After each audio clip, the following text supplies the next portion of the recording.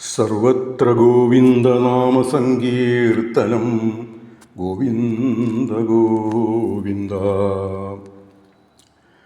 ശ്രീമന്നാരായണീയം വേണുഗാനം 3 ദശകം ഇവിടെ പൂർത്തിയായി. ഇന്ന് 4ാമത്തെ ദശകം ആരംഭിക്കുന്നു. ജന്മാദ്യസ്യ യതോന്മയാൽ ഇതരതശ്ചാർദ്ധ്വേഷഭിജ്ഞസ്വരാട് തേനേ ബ്രഹ്മഹൃദായാദികവയേ മുഹ്യന്തിയൽ സൂരയ തേജോ വാരിമൃതാം യഥാ വിനിമയോ യത്ര ത്രിസർഗോ മൃഷാധാംനാ സ്വേന സദാ നിരസ്തകോഹം സത്യം പരം ധീമഹി. സാന്ദ്രാനന്ദാവബോധാത്മകമനുപമിതം കാലദേശാവധിഭ്യാം നിർമുക്തം നിത്യമുക്തം നിഗമശതസഹസ്രേണ നിർഭാസ്യമാനം അസ്പഷ്ടം ദൃഷ്ടമാത്രേ പുനരൊരു പുരുഷാർത്ഥാത്മകം ബ്രഹ്മതത്വം തത്താവത്ഭാതി സാക്ഷാൽ ഗുരുപവനപുരേ ഹന്ത ഭാഗ്യം ജനാനാം.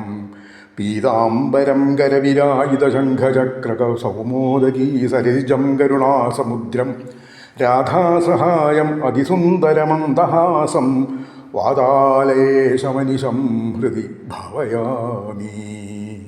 ശ്രീവാസുദേവമനിശം ഹൃദി ഭാവയാമി.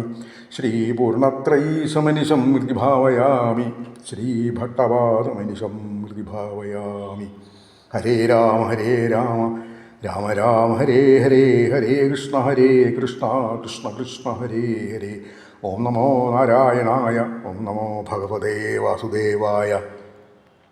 ശ്രീമന്നാരായണീയം ദശകം 4, ശ്ലോകം 1. കല്യതാം മമ കുരുഷ്വതാവതിം കല്യതേ ഭവതുപാസനം യയാ സ്പഷ്ടമഷ്ടവിധിയോഗചര്യയാ പുഷ്ടയാശു തവ തുഷ്ടിമാപ്നുയാം. ഗുരുവായൂരപ്പാ ശരണം. നാരായണീയത്തിൽ ആദ്യത്തെ 3 ദശകം നേരത്തെ സ്മരിക്കുകയുണ്ടായി. നാരായണീയത്തിൻ്റെ ഒരു പീഠിക ആയിട്ടാണ് സങ്കല്പിക്കാറ്. ഇനിതായി 4ാമത്തെ ദശകം മുതൽക്കാണ് മേൽപ്പത്തൂര് ഭാഗവതം സംഗ്രഹിച്ചുകൊണ്ട് ഗുരുവായൂരപ്പനെ ഉപാസിക്കാനായിട്ട് ആരംഭിക്കുന്നത്. അതിൽ ഈ ദശകത്തിൽ പ്രധാനമായിട്ട് ഭഗവാനെ അഷ്ടാംഗ യോഗാനുഷ്ഠാനം കൊണ്ട് ഉപാസിക്കുന്ന ഓരോരോ ക്രമങ്ങളാണ് ഓരോ ശ്ലോകത്തിലും വിശദീകരിക്കുന്നത്. അപ്പോൾ 3ാമത്തെ ദശകത്തിൽ അവസാനത്തെ ശ്ലോകത്തിൽ മേൽപ്പത്തൂര് ഗുരുവായൂരപ്പനോട് പ്രാർത്ഥിച്ചത് പറഞ്ഞതെന്താ? ഗുരുവായൂരപ്പ, ഇതേവരെ അടിയൻ ചില ആവലാതിയൊക്കെ പറഞ്ഞു ഗുരുവായൂരപ്പനോട്, അടിയൻ്റെ ക്ലേശങ്ങളെക്കുറിച്ച്, രോഗങ്ങളെക്കുറിച്ച്, ദുഃഖങ്ങളെക്കുറിച്ച്. ഇനി അതൊന്നുമില്ല, അതൊക്കെ മാറ്റിവെച്ച് അവിടുത്തെ പാതാരവിന്ദങ്ങളെ അടിയുറച്ച പ്രേമഭക്തിയോടുകൂടി വിടാതെ കണ്ട് പാതാരവിന്ദങ്ങളിൽ മുറുകെ പിടിച്ചുകൊണ്ട് ഇനിയുള്ള ദിവസങ്ങൾ കഴിച്ചു കൂട്ടാൻ തന്നെ തീരുമാനിച്ചിരിക്കണു. അതായത് ഭഗവാന്റെ പാതാരവിന്ദങ്ങളിൽ മുറുകെ പിടിച്ചുകൊണ്ട് അടിയൻ്റെ ഈ ഭജന ഉപാസന ഇനിയുള്ള ദിവസങ്ങളിൽ തുടർന്നു പോകാൻ തന്നെ തീരുമാനിച്ചിരിക്കുകയാണ്. ഗുരുവായൂരപ്പ, അതിനുള്ള ആരോഗ്യം, ആയുരാരോഗ്യ സൗഖ്യം അടിയന് അനുഗ്രഹിച്ചു നൽകണേ എന്ന് പ്രാർത്ഥിച്ചുകൊണ്ടാണ് 3ാമത്തെ ദശകം ഉപസംഹരിക്കുന്നത്. പുരക്ലിപ്തേ പാദേ വരദ തവ നേഷ്യാമി ദിവസാൻ യഥാശക്തി വൃത്തം യഥാശക്തി വ്യക്തം നദിനു നിമിഷേവാ വിരചയൻ. അടിയൻ്റെ ശക്തി പോലെ അവിടുത്തെ പാതാരവിന്ദങ്ങളിൽ മുറുകെ പിടിച്ചുകൊണ്ട് അടിയൻ്റെ ഉപാസന തുടരാൻ തന്നെ തീരുമാനിച്ചിരിക്കുകയാണ്. ഗുരുവായൂരപ്പ, അനുഗ്രഹിക്കണേ എന്ന് പ്രാർത്ഥിച്ചുകൊണ്ടാണല്ലോ 3ാമത്തെ ദശകം ഉപസംഹരിക്കുന്നത്. ഇവിടുത്തെ 4ാമത്തെ ദശകത്തിൽ ആദ്യത്തെ ശ്ലോകത്തിൽ മേൽപ്പത്തൂര് ആ അഷ്ടാംഗ യോഗാനുഷ്ഠാനത്തിൽ കൂടി എങ്ങനെയാണ് ഭഗവാനെ ഉപാസിക്കേണ്ടത് എന്നുള്ള ആ ഒരു ക്രമത്തിൽ, ആ ക്രമം ഇവിടെ പറഞ്ഞുകൊണ്ട് ഉപാസന ആരംഭിക്കുകയാണ്. അപ്പോൾ ഗുരുവായൂരപ്പനോട് ആദ്യം പറയണം, ഹേ ഗുരുവായൂരപ്പ, വരം തരുന്ന ഗുരുവായൂരപ്പ അവിടുത്തെ ആശ്രയിക്കുന്നവർക്ക് എല്ലാവർക്കും അവിടെ നിന്ന് എല്ലാ അഭീഷ്ടങ്ങളും സാധിച്ചു കൊടുക്കുന്ന ആളാണല്ലോ. അവിടുത്തെ ആ കാരുണ്യം എത്ര പറഞ്ഞാലാണ് മതിയാവുക. അതുകൊണ്ട് അങ്ങനെയാണ് മേൽപ്പത്തൂരിവിടെ സംബോധന ചെയ്യണതെന്നർത്ഥം. വരം നൽകുന്ന ഗുരുവായൂരപ്പ അവിടുത്തെ ഉപാസിക്കാനുള്ള ആരോഗ്യം അടിയന് അനുഗ്രഹിച്ച് നൽകണേ എന്ന് പ്രാർത്ഥിക്കുകയാണ്. മാത്രമല്ല, അഷ്ടാംഗ യോഗാനുഷ്ഠാനം കൊണ്ട് അവിടുത്തെ ഞാൻ ഉപാസിച്ചോളാം, അതിനുള്ള ആരോഗ്യം അനുഗ്രഹിച്ച് നൽകണേ എന്നിങ്ങനെ ഗുരുവായൂരപ്പനോട് ഇവിടെ പ്രാർത്ഥിക്കണം.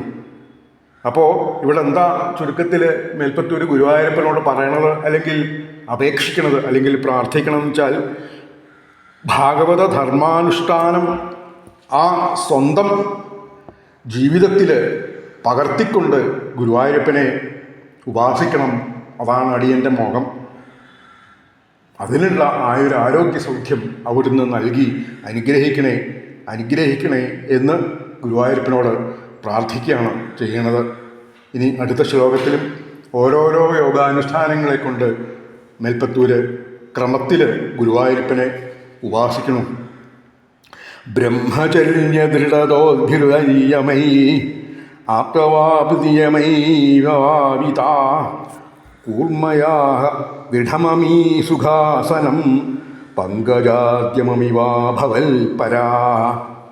ഗുരുവായൂരപ്പ, ബ്രഹ്മചര്യം, അഹിംസ, സത്യം തുടങ്ങിയ ആ യമങ്ങളെ കൊണ്ടും, അതേപോലെ തന്നെ സ്നാനം,